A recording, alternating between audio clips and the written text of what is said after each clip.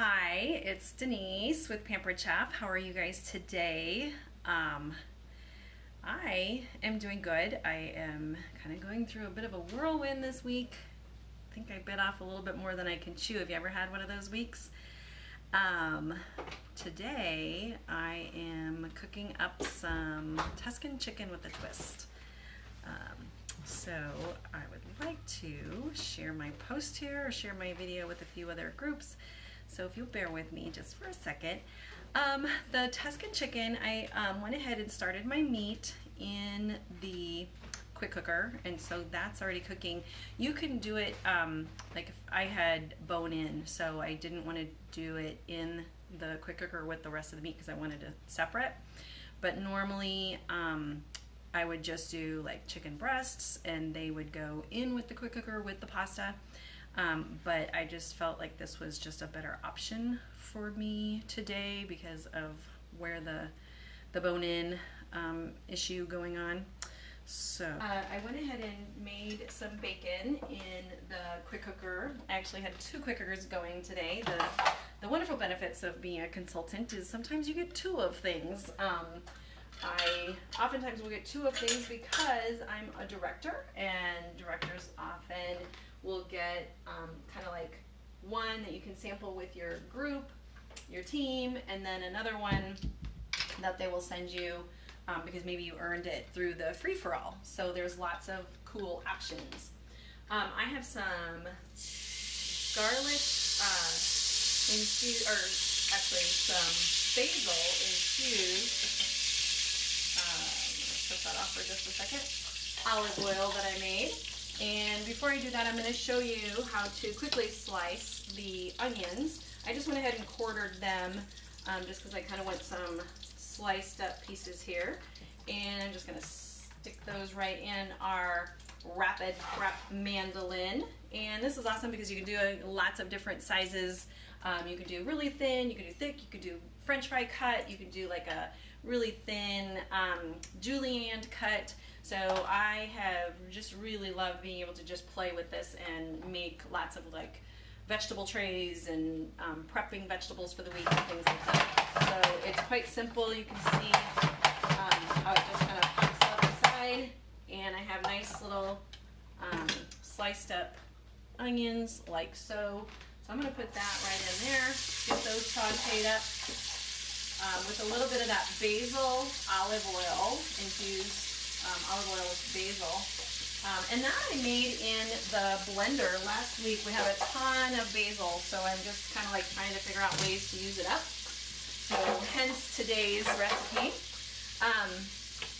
And we're going to also use a little bit of garlic, and I have fresh garlic. Actually, somebody gave me some fresh garlic. My sister-in-law's in-laws actually grow it, and so that's pretty awesome. I was able to get it. Just kind of rolling it using our garlic peeler, and it essentially just easily takes off that peel, really simple, and it just kind of throws it out the other side. So we're going to use the garlic slicer, and we're just going to throw our garlic in the bottom. Ooh, that's kind of a thick one. See if it fits in there. I have to cut that one up.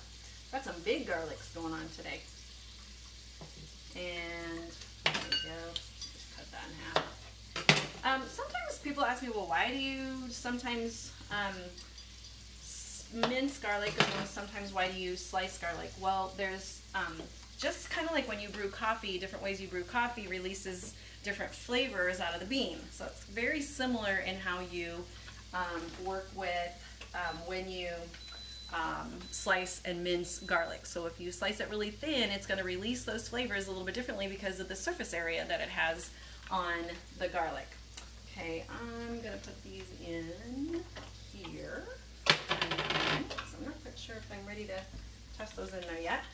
But this garlic peeler and slicer set works great because it really makes that paper thin garlic slice so easy to use and to do. So it's just, I don't know if you can see that, just making nice paper thin slices of garlic. So it does take a little bit of time, but so does slicing it really thin. And I feel like I don't have to really worry so much about my fingers getting so garlicky smell. Okay, we're gonna add to our pot here the garlic. And this is where if you were gonna use chicken breasts, you would pop those in with the onion here, and you would just cook, kind of partially cook up that chicken right in there, right at that time. So I'm just gonna saute that up. What that does, a lot of recipes will call for you to saute your onions, and your garlic, oftentimes peppers, things like that. And that really just brings out that flavor, brings out that delicious flavor, kind of gets them softened up so that they meld really well with your dishes. So we're gonna kind of saute that up for just a little bit. I wanna get my garlic. They usually say when it's fragrant, you don't wanna overcook your garlic. You don't want it to get brown, because sometimes then it gets a little bitter. But if you're making like a pasta dish, you'll always find that if you kind of brown it up, or kind of not brown it, but kind of just saute it up a little bit, release those flavors, it has a completely different flavor than when you don't. And oh, I think this is going to taste really good because there's a little bit of bacon grease left over in there. So, and I just have it on the sear function, so that is super easy. You can do, a couple of different functions with one meal. So I'm actually going to shut this off. I'm going to add in to kind of deglaze the pan. And what does deglaze the pan mean? That's just essentially when you have, I'm going to show you this one. This one's great because it has like a nice flat edge, so you can get all the crusty bits. That's what you're doing when you're deglazing the pan. You want to get all those little bits of flavor that are on the bottom of your pan, on the bottom of your quick cooker, and that will just help enhance your dish. Okay, so from there we are going to add in our spaghetti noodles. We're going to break those in half before we add them in. So I'm going to just kind of take a piece, take a big chunk, break them in half, put them in the bottom, and this is going to be so easy peasy. I have made this recipe quite a few times. In typical Denise Goddard fashion, I don't have all the recipe ingredients exactly like they're called for. So, oh, you guys gotta see how strong I am. So instead of the spinach, I'm gonna use kale because we have kale from our garden, but I think it's gonna work out just fine. I did have chicken broth, but it was really frozen, so I just went ahead with some water, and I always like to use this better than bouillon, so if I don't have chicken broth on hand, I just kind of use that instead. I'm going to add in, just make sure I do this right, I'm going to add in my chicken stock, broth, whatever you got. I'm going to make sure I get all those yummy flavors off the bottom from that stock flavoring. Then I'm going to add in, I didn't have fire roasted tomatoes, but we had some tomatoes from our garden that we canned last year. So I just threw in some spices to kind of bam it up. A little bit of oregano, some chili powder. I think there might have been a little bit of cumin. I'm not sure if that was a good idea or not with that like seasoning, but we'll find out. So then we're going to, I don't think I want to put any salt in because I am going to be adding bacon, which tends to be a little bit of a salty, adds a little salt to it. I can flavor it at the end too, but I am just going to add in a little bit of pepper using our pepper grinder, salt and pepper grinder. And those you can get with Pampered Chef too. Definitely a favorite. We're going to kind of stir it all together. Whoops, a little garlic paper in there.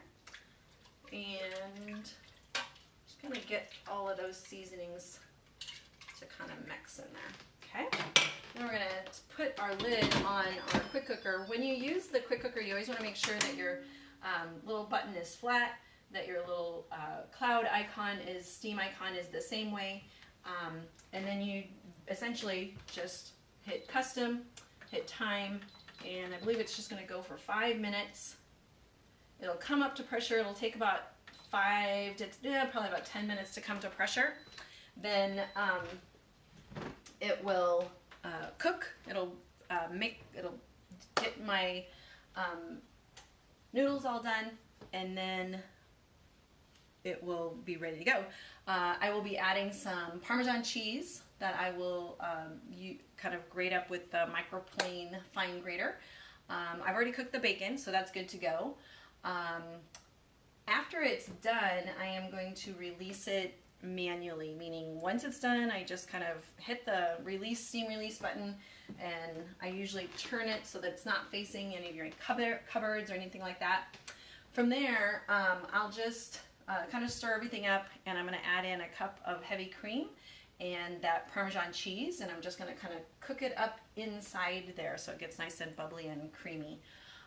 If it's a little thick, I'll add a little bit of that stock again. I'll add the kale to that and the bacon and just kind of stir it all together. And I'm going to serve the chicken on the side.